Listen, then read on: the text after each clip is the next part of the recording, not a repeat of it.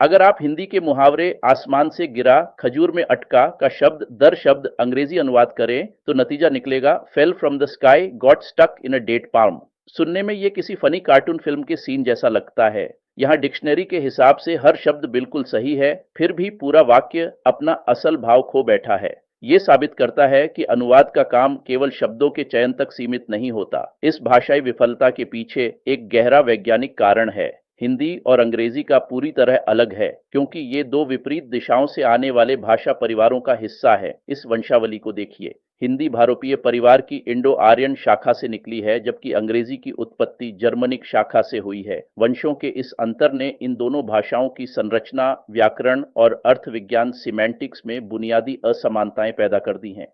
एक सफल अनुवाद वास्तव में दो अलग-अलग दुनियाओं और उनके सोचने के तरीकों को डिकोड करने की कला है। भाषा विज्ञान में वाक्य विन्यास जनित अनेकार्थकता, सिंटैक्टिक एम्बिग्विटी वो स्थिति है जहां शब्दों का एक खास क्रम वाक्य का अर्थ पूरी तरह बदल देता है।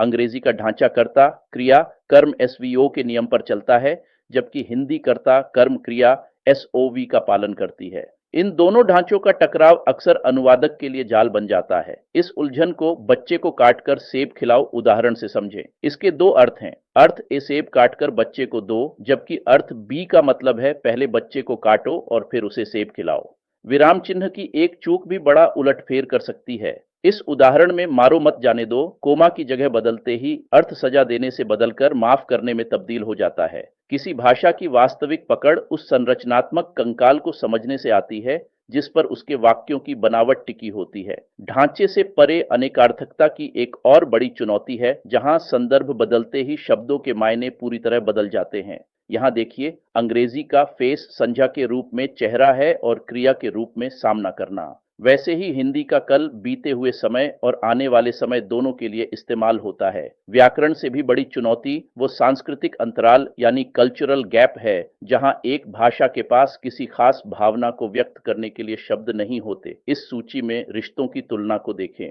हिंदी में चाचा, ताऊ, मामा और फूफा जैसे विशिष्ट शब्द रिश्ते की गहराई बताते हैं, जबकि अंग्रेजी में ये सभी केवल एक अंकल शब्द में सिमट जाते हैं। इसी तरह हिंदी का शब्द झूठा एक गहरी सांस्कृतिक वर्जना को दर्शाता है, जिसे व्यक्त करने में अंग्रेजी के टेस्टेड या डिफाइल्ड जैसे शब्द पूरी तरह असमर्थ हैं। चरण स्पर्श जैसे शब्दों में श्रद्धा और आध्यात्मिक सम्मान का जो भाव छिपा है, वो अंग्रेजी के सामान्य अभिवादन हेलो या ग्रीटिंग्स में पूरी तरह गायब है। शब्द अपने साथ अपनी संस्कृति का भारी बोझ लेकर चलते हैं। जब सांस्कृतिक शब्द गायब होते हैं तो अर्थ का एक बहुत बड़ा हिस्सा हमेशा के लिए खो जाता है। यही जटिलताएं वो मुख्य कारण हैं जिनकी वजह से गूगल ट्रांसलेट और आज का आधुनिक एआई अक्सर अनुवाद करते समय हार मान लेते हैं। मशीनें डेटा की गणना और व्याकरण नियमों का पालन तो कर सकती हैं, लेकिन वे सामाजिक संदर्भों, भावनाओं और सांस्कृतिक बारीकियों को महसूस करने में विफल रहती है। हल प्रकार्यात्मक समकक्षता में है। अर्थ है शाब्दिक अनुवाद के बजाय लक्ष्य भाषा की स्वाभाविक संरचना चुनना।